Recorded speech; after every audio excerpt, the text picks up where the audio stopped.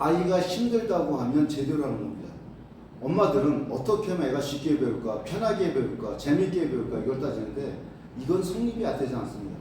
그러니까 예를 들어서 김재동처럼 또는 김남도 교수처럼 아프리카 청춘이다 위로해주죠. 아무것도 남는 게 없어요. 김연아한테 물어봤을 때 김연아 뭐라고 해줍니까? 그냥 닥치고 해.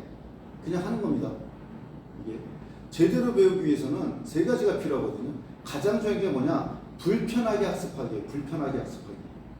자 보세요. 수많은 야구 선수가 있어요. 수많은 축구 선수가 있어. 근데 어떤 선수는 메이저리그가 되고 어떤 선수는 마이너리그가 되고 어떤 선수는 마이너리그도 못 껴요. 그 이유는 뭐냐? 신체 조건이 아닙니다. 열심히 방법의 문제예요. 방법의 문제. 예를 들어 봅시다. 직구만 계속 100번을 쳐. 그러면 되게 잘 칩니다. 그리고 자기 자신감도 들어요. 근데 생각해 보세요. 시합을 하면 직구만 들어옵니까? 변하고 별의별 골이 회전공, 별의별 공이 다 들어와요. 근데 왜 그럼 연습할 때 교차 연습 이것저것 섞어서 하느냐? 그럼 힘드니까. 잘 보세요. 수학도 마찬가지입니다. 어머님은 옛날에 수학의 정석이라는 책이 있잖아요. 수학의 정석. 그러면 필수 예제 있고 유제 있습니다. 연습 문제는 안 풀어요. 왜? 연습 문제는 패턴이 달라. 패턴이 다르면 내가 에너지를 쏟아부어야 돼. 애들이 왜 공부를 못하냐면 센수학을 예로 들게요. 센수학 유형별로 나와 있죠. 그죠? B단계까지는 A단계는 쉽고 A단계, B단계. 진짜 도움이 되는 건 뭐죠? C단계입니다. 2번 이상 꽈놓고 패턴이 다른 거. 그걸 교차 연습이라고 해요.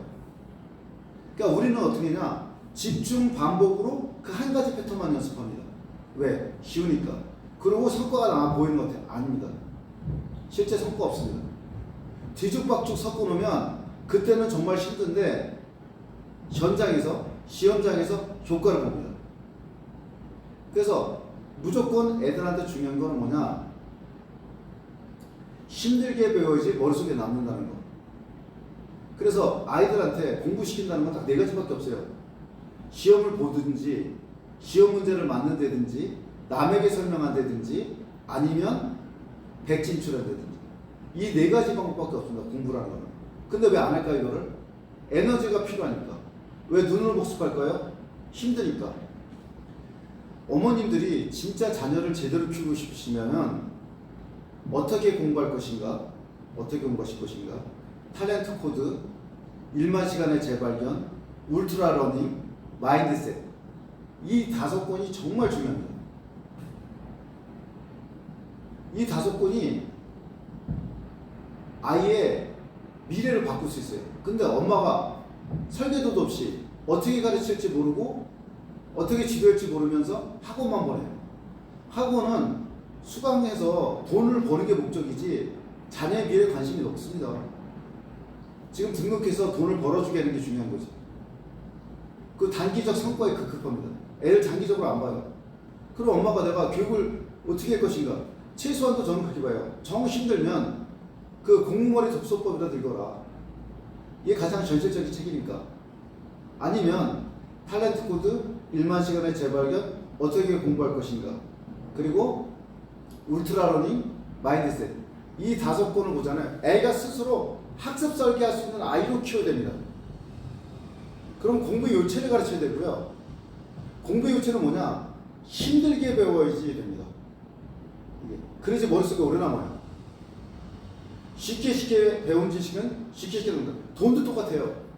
힘들게 번 돈은 함부로 못 씁니다. 일단 종잣돈까지는 힘들게 벌어야 돼요. 그 다음에 재테크든 그 다음 얘기고 힘든 걸 피하려고 하면 답이 없습니다. 그래서 이걸 뭐라고 해요? 우리가 바람직한 어려움이라고 해요. 그래서 아이가 바람직한 어려움을 참고 견딜 수 있냐 없냐 이게 중요한 거죠. 그리고 결국 목표는 뭐냐? 스스로 학습 설계를 할 수 있는 아이. 이게 이런 아이로 키워야지만 4차 산업혁명이든 5차 산업혁명이든 나중에 계속해서 발전해 나가는 거죠. 명심하십시오. 힘들게 배워야 내 것이 되고 힘들면 아이가 제대로 하는 겁니다.